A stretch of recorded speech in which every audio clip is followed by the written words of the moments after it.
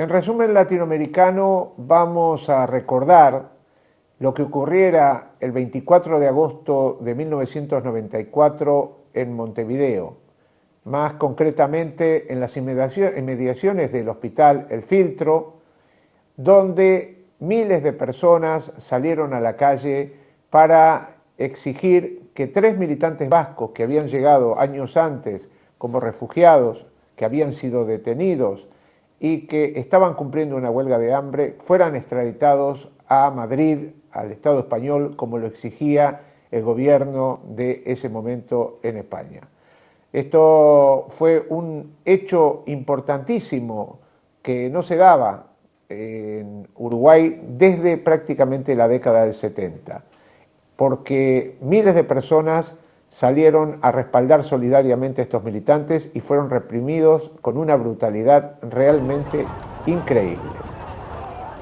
Estamos viendo las imágenes y vamos a escuchar los testimonios en una cobertura realizada por Resumen Latinoamericano anteriormente, donde nuevamente los hechos del filtro quedan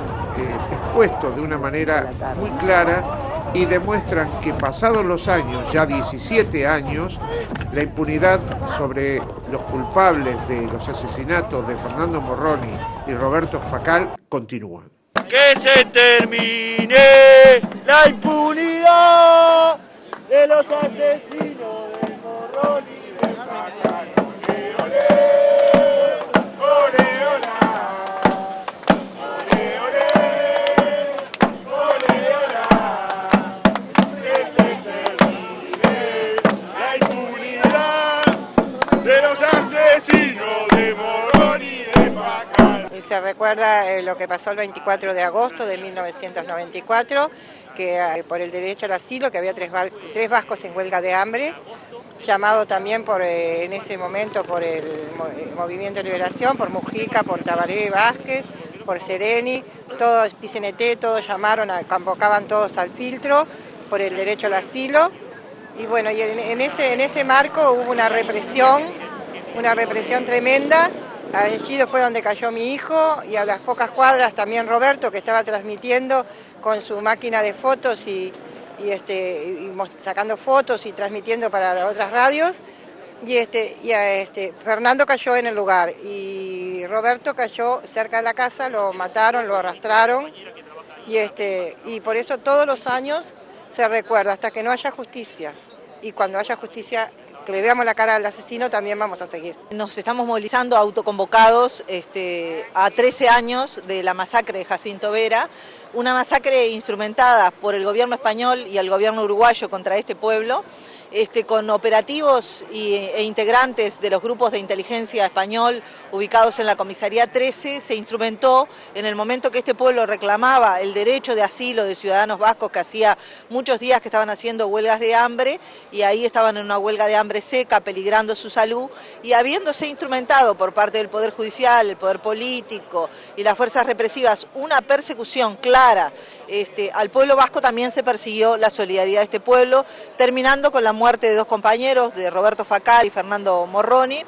Y ahí no quedó la historia, ¿no? Digo, porque aparte de los cientos de heridos, de cómo salieron a cazar a la gente, de cómo criminalizaron eso, para ellos todo acto de solidaridad entre los pueblos es terrorista, ¿no? Por lo tanto no es extraño que la calle haya salido a decir que éramos terroristas, los que estábamos ahí en la marcha, diciendo inclusive que hacíamos niños y mujeres ahí en torno al filtro, ¿no? Como que si eso fuera doble pecado, como lo entendía la dictadura y el Plan Cóndor. Entonces hoy a 13 años estamos diciendo, no hay justicia, no hay verdad, no hay archivos abiertos y están ascendidos los principales mandos de esa época. Vemos que toda la solidaridad que dio el pueblo uruguayo en su momento con los refugiados vascos, de alguna manera, en la manera de lo posible, tenemos que devolverla. Y la única manera que tenemos para devolverla, entre otras cosas, aparte de contar la situación en la que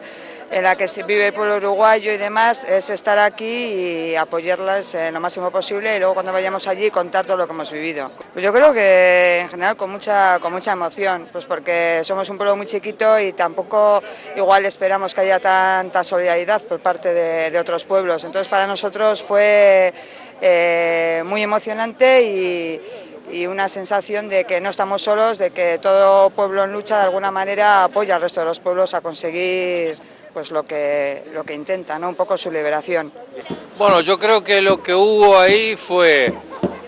una gran movilización popular, muy grande realmente en ese día, casi con paro, pero que vino prácticamente la central de los trabajadores, debido principalmente a que el pueblo uruguayo mantiene un espíritu de solidaridad, porque recibimos mucha solidaridad en el exterior cuando la dictadura y cuando todo el mundo se tuvo que ir emigrando. Y por el otro lado venía un pico de ascenso de una movilización de militantes que se sintió muy solidaria con los 4 vascos que estaban haciendo la huelga de hambre. O sea, ese ascenso militante hacía que estuviéramos durante casi 10 días acampados frente al filtro, que esa mañana a las 5 de la mañana, cuando vino la Guardia Civil, nosotros estuviéramos ahí. Estaba el ejecutivo del Movimiento de Liberación Nacional, estaba reunido ahí en la esquina donde fue la represión de las 5 de la mañana. Es decir, había un acompañamiento político, una decisión política de no dejar que se lo llevaran. ¿Cómo es posible que los represores, Guarino, Herodes Ruiz, Roland y Navas,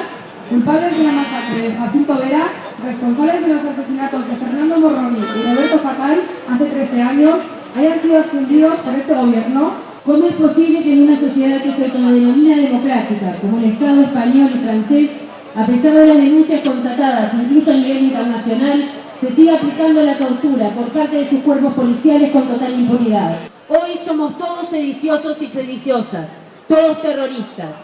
Otros nombres, otras formas, pero el mismo fin: mantener la dominación de unos pocos sobre los otros muchos y muchas. Y al que se mueva, al que proteste, se le criminaliza, se le encarcela y se le tortura. Compañeras y compañeros brigadistas, pueblo vasco, reafirmamos nuestra solidaridad con su lucha por la autodeterminación, y como ha sucedido a lo largo de toda esta historia que une a nuestro pueblo con el vasco, volvemos a decir que nuestras casas están abiertas para ustedes, para los perseguidos por el Estado español, y que sentimos